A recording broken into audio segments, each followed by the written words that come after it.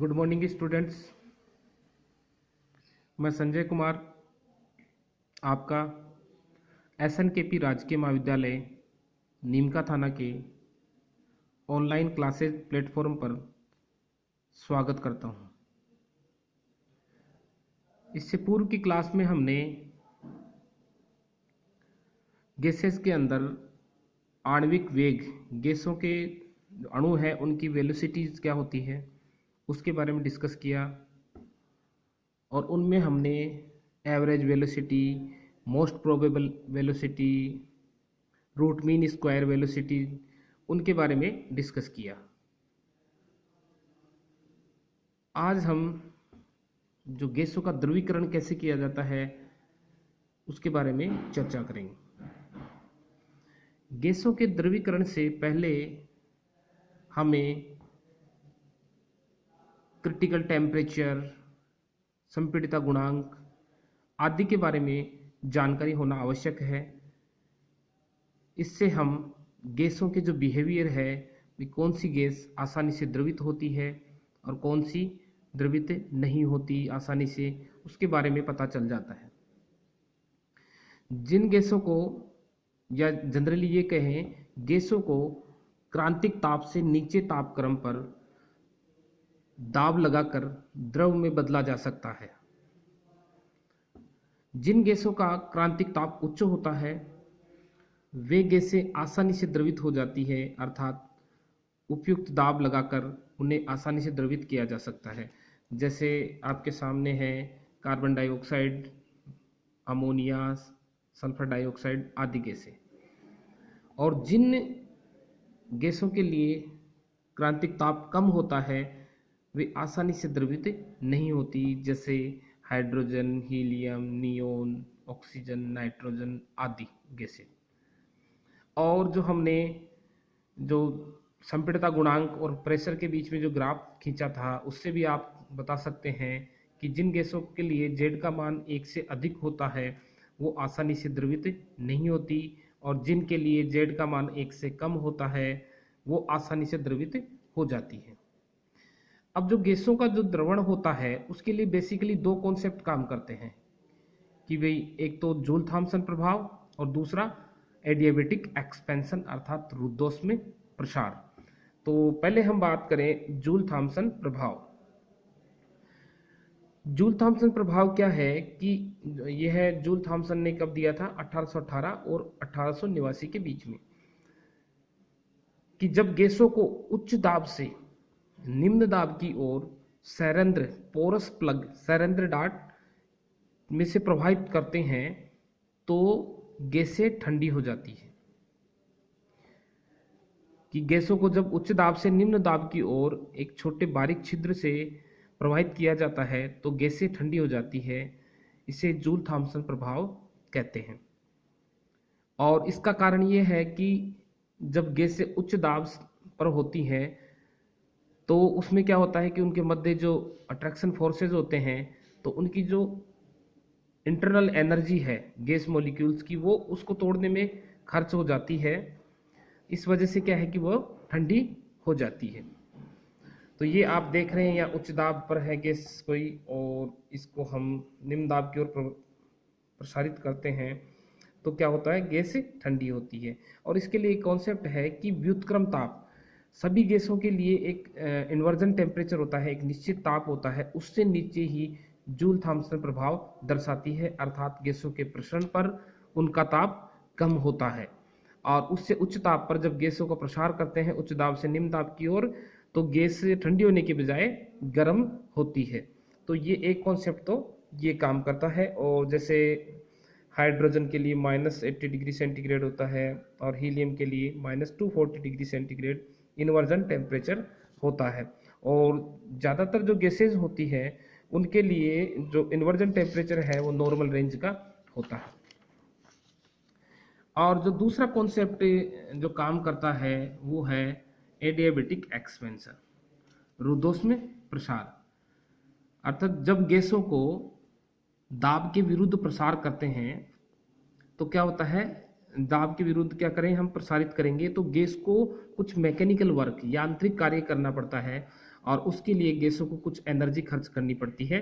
इस वजह से उसका ताप क्या हो जाता है, कम हो जाता है पहले की तुलना में।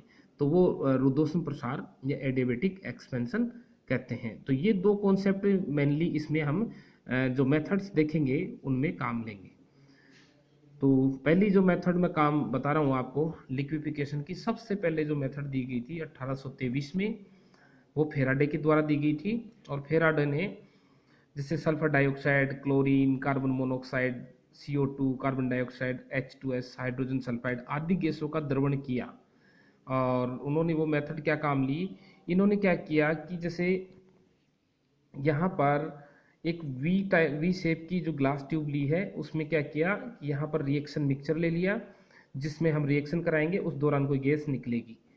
तो और इधर क्या किया इसने सेट किया है कि जो फ्रीजिंग मिक्सचर लगा दिया, जब गैस यहाँ हॉट होगी तो हॉट, जब गैस सीधी एकदम ठंडे वातावरण के संपर्क में आएगी तो गैस क्या होगी, कूल हो जाएगी और ठंडी होकर किस में बदल जाएगी, कंडेंस होके द्रव में बदल जाएगी। ये बेसिक फंडा इसमें काम लिया गया है। तो यहाँ पर हम देख फ्रीजिंग मिक्सचर ले सकते हैं, आइस NaCl और ice plus KI, ice plus calcium chloride.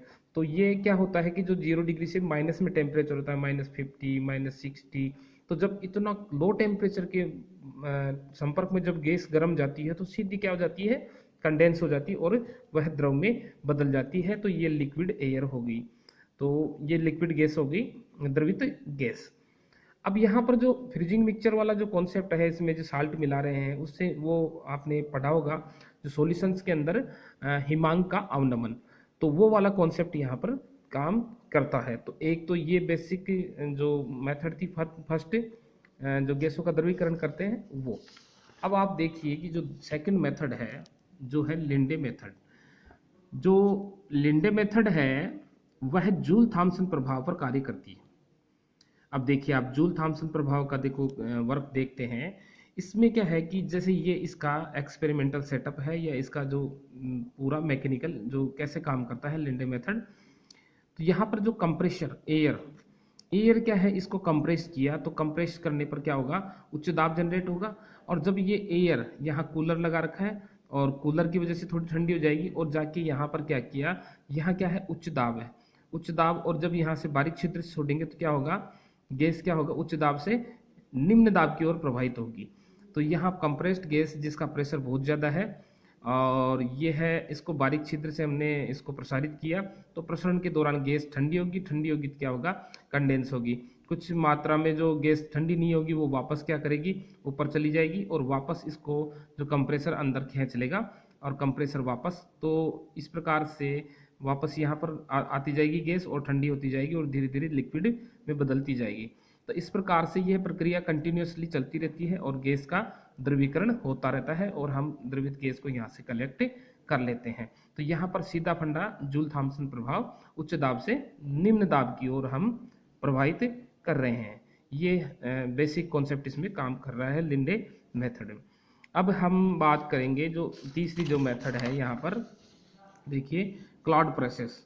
तो क्लॉड प्रोसेस में देखो जो पहले हमने सिंपली क्या देखा था, लिंडे मेथड में जूल थॉमसन प्रभाव कार्य कर रहा था। अब हम क्लॉड प्रोसेस की बात करें तो क्लॉड में क्या है कि दोनों जो कॉन्सेप्ट थे, जूल थॉमसन प्रभाव और रुद्धोष्म प्रसार एडियाबेटिक एक्सपेंशन, वो दोनों एक साथ कार्य करते हैं। तो जब दो प्रभाव एक साथ, दो जो कॉन्सेप्ट एक साथ काम करेंगे तो गैस का द्रवीकरण में कम समय लगेगा। तो आप यहाँ पर देख सकते हैं, तो ये तो पहले वाला कौन सारा वो है जो कंप्रेशर है, तो एयर को कंप्रेस करके यहाँ से पास किया। अब इसमें देखो ये सीधी यहाँ भी टकराएगी, यहाँ से भी निकलेगी गैस, और इसके अलावा गैस यहाँ से इस नली से यहाँ पे हमने शॉर्टकट निकाला है, तो यहाँ से एयर होती हुई कहाँ जाएगी, ये पिस्टन है, फ्रिक्शनलेस पिस्टन है, घर्षणहीन पिस्टन। तो यहाँ से एयर टकराएगी, जब इस पर टकराएगी तो इस पर धक्का लगेगा और पिस्टन थोड़ा मूवमेंट करेगा।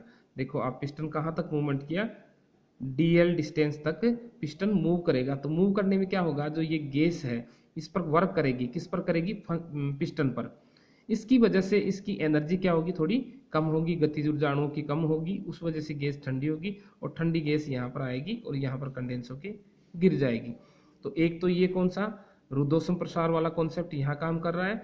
इसके अलावा जो जूल थॉमसन इफेक्ट वाला जो फंडा है यहाँ पर ये काम कर रहा है और गैस द्रवित होती जाएगी, और फिर भी जो गैस ठंडी जो द्रव में नहीं बदलेगी वो वापस किससे, कंप्रेसर से होके और वापस से रिसाइकल हो जाएगी। तो इस प्रकार से ये दोनों फिनोमिना एक साथ इसमें क्लाउड प्रोसेस में कार्य करते हैं और गैस ठंडी होती जाती है और द्रव लिक्विड में बदल जाती है। अब हमने जो गैसों का लिक्विफिकेशन पढ़ा, तो इसमें जैसे लिक्विड जो गैसेज हैं उनका यूज़ हमारी डेली लाइफ में क्या है वो मैं थोड़ा सा आपसे डिस्कस करना चाहूँगा। तो सबसे पहले जैसे बात करें लिक्विड क्लोरीन, तो जो लिक्विड क्लोरीन है वो किस में काम आती है, एज इंसेक्टिसाइड, कीटनाशी के तौर पे काम ली जाती है। तो जैसे बड़े बड़े जो पावर प्लांट्स है या हम जो वाटर जो जल शोधक जो संयंत्र होते हैं, जो वाटर ट्रीटमेंट प्लांट होते हैं, उनमें क्लोरीन डोजिंग काम ली जाती है। और उससे क्या होगा कि जो कीट है, छोटे छोटे बैक्टीरिया, वो इसमें ख़त्म हो जाते हैं। इसके अलावा बात करें हम लिक्विड अमोनिया, सल्फर डाइऑक्साइड, ये सारे क्या है रेफ्रिजरेशन में काम आती है, जो कूलिंग में प्रशीतक के तौर पे ये liquid ammonia, liquid sulphur dioxide और फ्रीओन जो मैंने यहाँ लिखा है फ्रीओन, वो इसमें रेफ्रिजरेशन में काम आती है। और तीसरी बात करें जैसे लिक्विड नाइट्रोजन है और हीलियम है, ये सारे क्या है लिक्विड नाइट्रोजन वगैरह, ये इसके अंदर जो लो टेम्परेचर लेबोरेटरी वगैरह में है उसके अंदर यूज लिया जाता है। जैसे अभी कोरोना वैक्सीन है जो यूएसए में काम ली जा रही है और कई जो कंट्रीज में काम ली जाती है, उनको डीप फ्रीज किया जाता है, तो डीप फ्रीज के लिए जो लिक्विड नाइट्रोजन काम ली जाती है। अब और जो लिक्विड हीलियम है, लिक्विड हीलियम काफ़ी हल्की होती है, हीलियम का जो मोलिकुलर वेट कम होता है और हल्की गैस होने की वजह से जो एरोप्लेन के जो टायर्स होते हैं उसमें हीलियम भरी जाती है ताकि जो टायरों का वजन ज़्यादा न हो। ऐसे ही जैसे लिक्विड ऑक्सीजन है और हाइड्रोजन, लिक्विड ऑक्सीजन हाइड्रोजन, जो हाइड्रोजन ऑक्सीजन फ्यूल सेल होता है, बैटरी के अलावा जो अंतरिक्ष यान वगैरह जो जाते हैं जो स्पेस के अंदर, तो उनके अंदर क्या होता है हाइड्रोजन ऑक्सीजन फ्यूल सेल होता है। उसमें क्या होता है, इस सेल में जो रिएक्शन होती है उसके दौरान वाटर जनरेट होता है और वाटर पीने के भी काम आ जाता है, और जो इस सेल के अंदर इलेक्ट्रिसिटी भी जनरेट होती है, पावर भी जनरेट होती रहती है। तो काफ़ी यूजफुल सेल है ये हाइड्रोजन ऑक्सीजन फ्यूल सेल। इसके अलावा जो लिक्विड ऑक्सीजन है उसका यूज वेल्डिंग, जो वेल्डिंग करते हैं दो मेटल्स को हम जोड़ते हैं, तो हाई टेम्परेचर जनरेट करने के लिए हम ऑक्सी एसिटिलीन जो वाला है उसका यूज़ करते हैं। तो हम ये इसमें देखते हैं। और आपने देखा होगा जब गैस वेल्डिंग करते हैं उसमें एक सिलेंडर होता है ऑक्सीजन का, दूसरे में क्या होता है कि जो कैल्शियम कार्बाइड के क्रिस्टल टुकड़े होते हैं उनमें पानी डाला जाता है, तो एसिटिलीन गैस वगैरह मिलके, तो उसमें क्या होता है कि बहुत ज़्यादा उच्च ताप जनरेट होता है, उससे जो दो मेटल की जो जो जोड़ होता है ना वो पिघल जाता है और तुरंत वह जुड़ जाता है, तो ये इसमें काम आती है।